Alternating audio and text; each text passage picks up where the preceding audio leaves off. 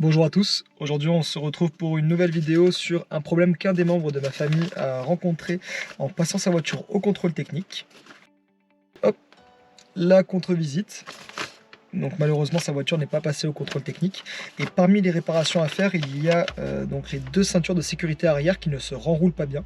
Bon, ce sont des choses qui arrivent et qui peuvent arriver à n'importe quel véhicule. Donc j'ai fait faire un devis chez Peugeot pour savoir combien est-ce qu'il me prendrait pour réparer ces deux ceintures. Et le devis était à plus de 600 € il me semble. J'essaierai de vous trouver la somme exacte et de vous la mettre en description ou en commentaire. J'ai donc décidé de vous faire une vidéo pour vous montrer qu'il était possible de réparer soi-même sa voiture et de faire de très grosses économies sur des petites opérations comme celle-là.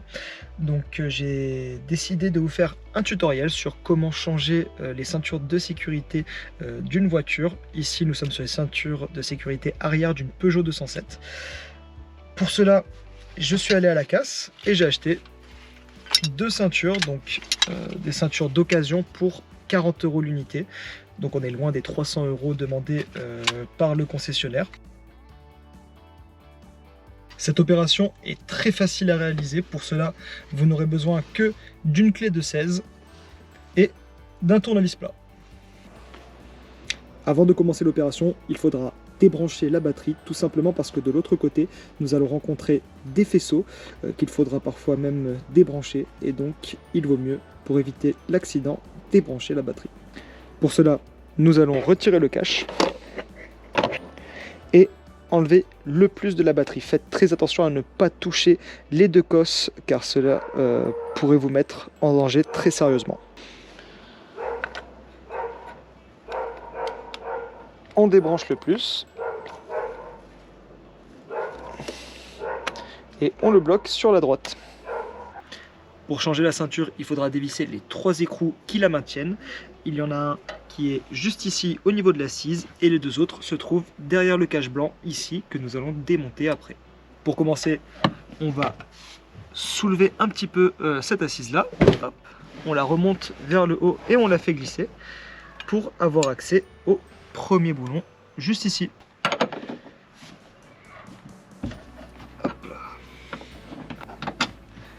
Une fois que c'est dévissé, on va laisser pendre la ceinture et nous allons rabattre le dossier de banquette pour avoir accès à ce fameux cache blanc.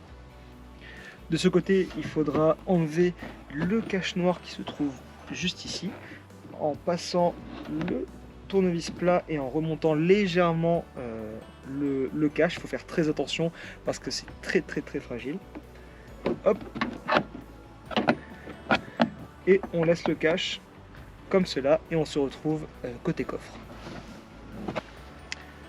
Au niveau du coffre, nous allons enlever légèrement le joint juste là et on va ramener le cache blanc vers nous. Hop. Là, généralement, il reste encore un petit peu bloqué.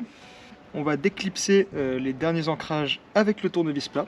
Donc, tordez légèrement le cache et passez le tournevis pour déverrouiller les clips qui sont encore enclenchés.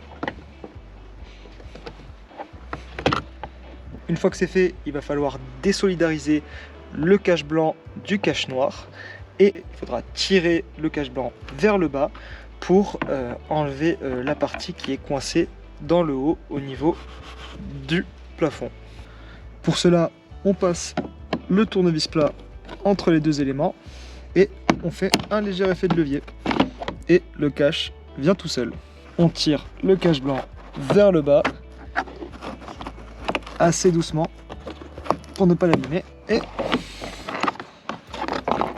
voilà, vous avez maintenant accès à la ceinture qui se trouve juste ici. Le deuxième boulon qui maintient la ceinture de sécurité est ici aussi. On le déverrouille en tournant dans le sens inverse des aiguilles d'une montre.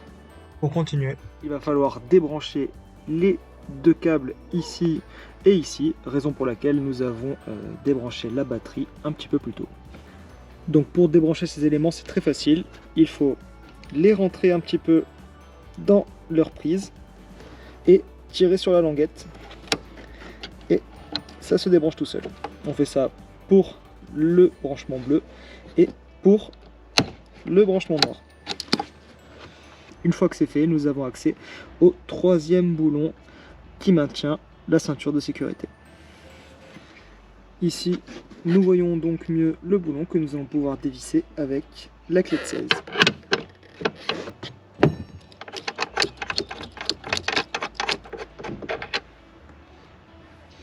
Une fois que c'est dévissé, nous pouvons prendre l'enrouleur de la ceinture et le faire passer par l'avant. Hop. Et voilà. Nous pouvons maintenant finaliser le démontage de cet écrou. Et voilà, la ceinture est retirée entièrement. Vous pouvez maintenant effectuer le changement de ceinture en n'oubliant pas de bien la faire passer par le cache-blanc. On remet en place la nouvelle ceinture achetée à la caisse.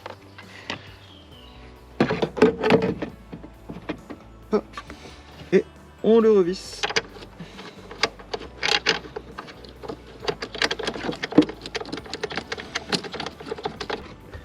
Resserrez assez fermement le boulon sans forcer comme une bête.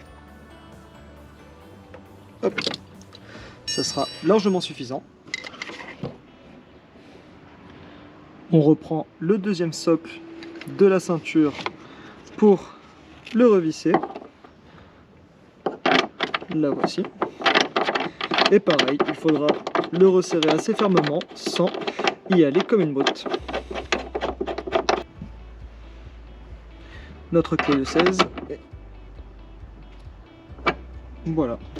Nous pouvons dès à présent rebrancher les câbles en commençant par le noir et en terminant par le bleu. On le met dans son petit ancrage, si on arrive à le retrouver bien sûr. Hop, et on remet la languette. Hop, c'est refait. Idem pour le bleu. Et voilà. On commence à remettre en place le cache blanc sans le clipser. Hop, juste comme ça. Et nous allons revisser le dernier boulon. D'ailleurs, lorsque vous revissez le boulon au niveau de l'assise, assurez-vous que ce dernier est bien rentré entièrement. Sinon, vous allez serrer dans le vide et la ceinture n'aura pas un bon maintien.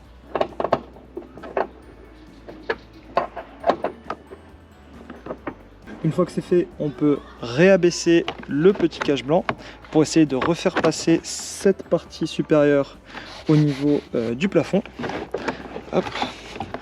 On l'incline légèrement et on le fait passer.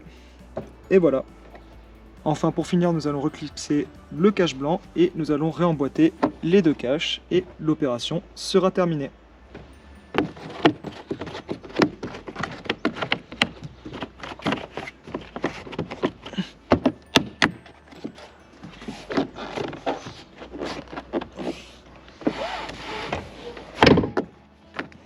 Et voilà, l'opération est terminée.